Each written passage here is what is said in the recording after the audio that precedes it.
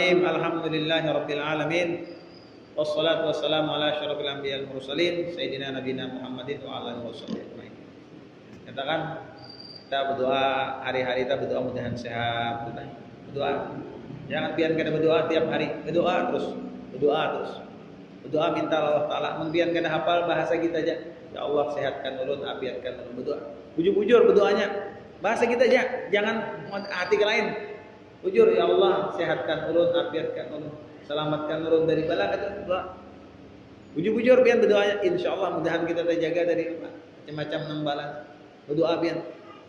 Berdoa jangan kata berdoa, jangan sekali-kali ditinggal berdoa, jangan. Meminta.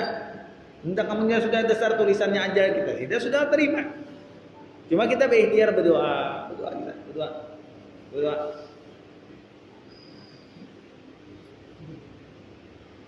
Ujar Nabi, kadang-kadang kawam merubah ya kalau lah takdir kecuali dengan doa kita, ya kah?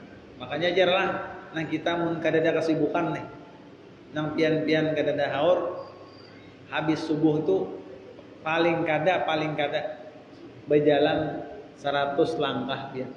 Itu bagus benar dalam kesehatan. Tuntung sembahyang subuh berjalan kalau pulang-bulik ke barat sampai 100 napa? Itu bagus benar aja.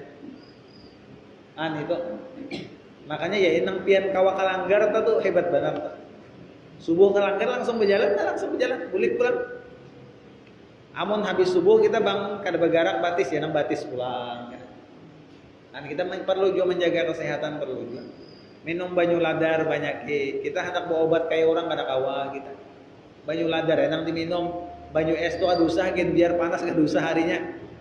Banyu ladar nang bagus benar. Makanya ada orang nang bermimpi nih. Ya kah? Melihat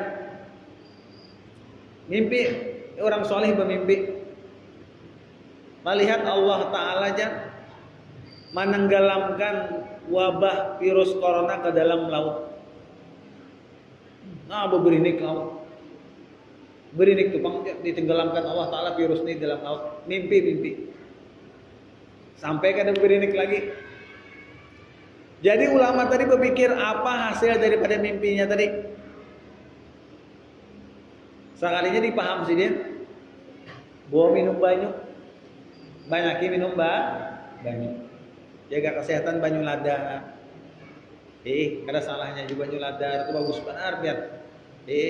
Amunnya duit ada. Kada bapak seminggu sekali nukar buah-buahan nang kastela apa segalanya. Nah itu tah. Itu nang murah-murah aja nang kastela karena itu bagus buah-buahan tah. Ini kada liwar juga apa amun laki lah kada pernah lalu nukar buah-buahan nang murah. Cuma liwar lalu. Nang murah aja kastela apa segalanya itu jaga kesehatan seberatan juga. Ini kada tahu. Ya kan apabila makan sumangka waktu baacaran dilanggar aja hanya makan sumangka. Ya kan kada ada atau baacaran di lain kada pernah makan buah cuma perutnya. Amun pian kada ditukarakan lagi berpikir itu karena seorang buah. Ya kan? Itu bagus juga menjaga nama tadi kesehatan. Kada harus buah nang larang.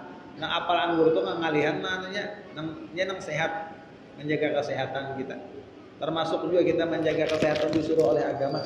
Makanya di dalam agama aja orang Islam nang sehat lebih bagus daripada orang Islam nang doib, nang lemah hati ini. Itu bang kita menjaga kesehatan gitu. Cuma jangan juga ditentang bahar apa aja. Penyakitnya jangan. Ya penyakit dasar ada gitu. Cuma ya tadi bang berdoa kita Allah Ta'ala. Berdoa terus kita. Jangan henti-hentinya minta sehat apa. Seandainya meninggal ya sudah habis. Ya kalau sudah dasar catatan hingga situ sudah takdir umur kita. Nah ini membahas tentang izzatun nafsi, kemuliaan diri. Firman Allah Ta'ala, walillahil izzatu walirasulihi walil mu'minin. Kemuliaan itu adalah kepunyaan Allah dan Rasulnya dan bagi orang-orang yang beriman. Tadi telah disebutkan bahwasanya semua makhluk itu hina dan rendah, melainkan orang yang dimuliakan Tuhan dan diangkat derajatnya. Maka kita selaku orang yang beriman hendaklah mengetahui ukuran diri serta mengusahakan sifat-sifat kemuliaan dan kepujian. pribadi yang luhur sebagai menyempurnakan sifat-sifat muruah yang sejati. Segala macam sifat kepujian yang disebutkan hendaklah dipelihara dan diamalkan. Kita diberi oleh Allah Ta'ala akal yang sangat mahal harganya. Akal kita tuh larang banget, makanya jangan dirusak akal kita. Kenapa diharamkan mabuk? Supaya menjaga akal kita jangan rusak. Nah itu tuh. Akal ini nikmat yang paling besar. Banyak diisi duit, amun akal hilang kan ada harganya lagi. Baik rupa, amun akal hilang kan ada harganya lagi. Aja kayak apa aja, akal tuh nikmat yang besar benar Allah Ta'ala berikan kita. Dengan akal kita bisa berpikir apa segalanya. Kayak itu tak dapat dibeli dengan uang ya sidin. Tak ada orang yang menjual akal. Ada orang menjual akal? Nah, kan ada. Maka dengan akallah kita beragama. Sabda Nabi kita sallallahu alaihi wasallam, la dina liman la aqla lahu. Tak ada agama bagi orang yang tidak mempunyai akal. Maka kalau menggawi agama banyak. Orang kada berakal kayak menggawi agama kasihan. Ada ini aneh dirusak akal. Pokoknya jangan apabila nih, auzubillah, orang nang minum minuman mabuk, sekali minum minuman mabuk itu jar berapa sarap, berapa puting sarap nang rusak. Ujur aja lagi halus kata bapak, kenan Tuhannya tuh lakas bener pikun kena. Belum masanya pikun sudah, sarap sudah hilangan. Nah itu. Maka banyak bersyukur kita lawan Allah Ta'ala. Tak ada agama bagi orang yang tidak berakal, dan akal pula, dengan akal pula kita bisa menyempurnakan ilmu pengetahuan. Akal ini adat kita cegar berilmu. Mencari ilmu akal, bang lagi yang kada berilmu kayak begitu, kada berakal. Karena kawan ada alatnya, alat untuk dapat ilmu dengan akal, itu yang sangat bermanfaat bagi keselamatan hidup dalam dunia dan akhirat. Bersyukurlah kita kepada yang memberi akal, ialah Allah. Setelah kita menerangkan sifat-sifat kemuliaan dan kepujian yang semestinya hendaklah diusahakan dan diamalkan, kita diperintah melatih diri dan membentuk jiwa supaya bersifat kemuliaan dan ketinggian. Tetapi sangat dilarang berperasaan mulia dan tinggi seperti telah disebutkan. Maka di sini akan dibentengkan pula sifat-sifat kerusakan hati. Dibentangkan itu maknanya diterangkan. Di sini akan diterangkan pula sifat-sifat kerusakan hati dan kecelaan yang sangat membahayakan. Nah, sewajarnya hendaklah dihindari dan ditinggalkan oleh tiap-tiap orang Islam. Nah, ini nang sebuting di sini al-hikdu, dendam. Nah, dendam ini kada bagus sebenarnya. Apabila kan anak belajar dendam itu jangan dilajari dendam. Nya mulai kuitan juga Pak. Apabila kita nih sifat nang kada bagus masih banyak di awak, sifat dendam lawan orang masih banyak di awak. Apabila bisi anak tak anak kena turunnya. Makanya kita hilangkan sifat-sifat yang kada baik di diri kita tuh hilang-hilangakan. Nang rasa iri lawan orang, sombong lawan orang. Nah, dendam itu dihilangkan, kada boleh dilihatkan. Sifat itu kada boleh ada di hati kita. Cuma pasti timbul, tapi harus dihilangkan. Kayak kita juga, sifat nang kada baik di hati itu kayak kita menanam benih. Kita menanam benih itu nang bagus sekolah, karena nang tumbuhnya rumput. Sama aja kita melatih kayak bersyukur, ya. Supaya kawas sabar, karena nang tumbuh sifat sombong, paham lah. Nah, makanya tetap diobati. Amun kada kita berasih hati kita, makin subur. Nah, sifat nang kada baik tadi, lalu sifat nang baik tadi karena apa? Mati jadinya. Bakaya banih juga tak. Apabila banih tak kada kita rumputi, rumput nang subur, banihnya nang mati. Nah, itu tak. Maka anehnya nang kita tanam tak banih, tumbuhnya rumput. Nah, itu juga nang kita tanam sifat baik, nang tumbuh karena bisa aja sifat-sifat yang lain. Nah, di sini kita bagusnya menjaga. Kita jaga jangan sampai tumbuh berkembang biak sifat-sifat yang kada baik tadi. Di antaranya dendam. Dendam bang lawan orang. Maka biar dasar kada kawadian. Kejadian gara-gara dendam. Nah, ini gara-gara bakalahian. Ya, dendam tuh gara-gara ada tersakiti orang lalu dendam. Kada kaum membalas ini kena kurang dendam gitu. Orang teh bakal lahian, orang jauh bakal lahi belukaan. Saikung luka di awak. Cuma kada bematian. Cuma apabila baca ramen nang luka tadi dendam lawan orang nang melukainya. Orang nang melukainya ini kada lagi hilang, orang jauh. Sekalinya tetamu di bengkel nang melukai bertahun-tahun.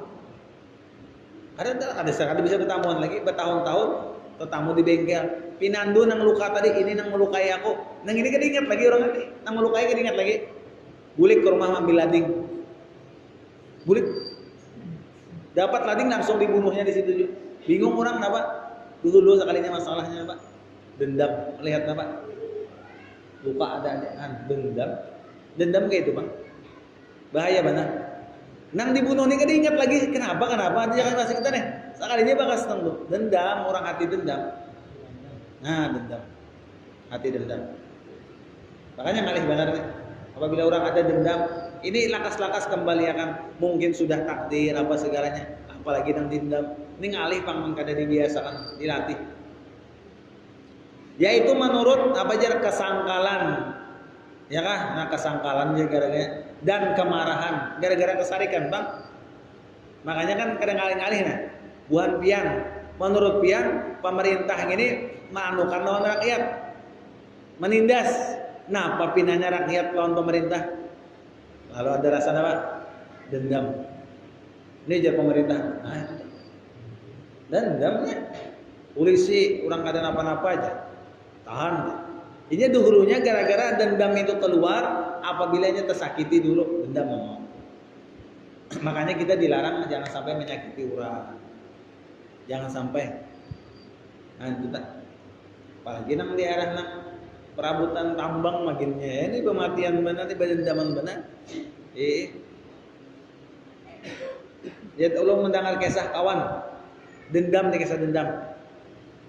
Abahnya dulu ditembak orang di Arab. Tembak orang mati. Anaknya halus-halusan. Anaknya lagi halus-halusan. Cuma anaknya ingat abahnya ditembak si pulang. Bakal lahir.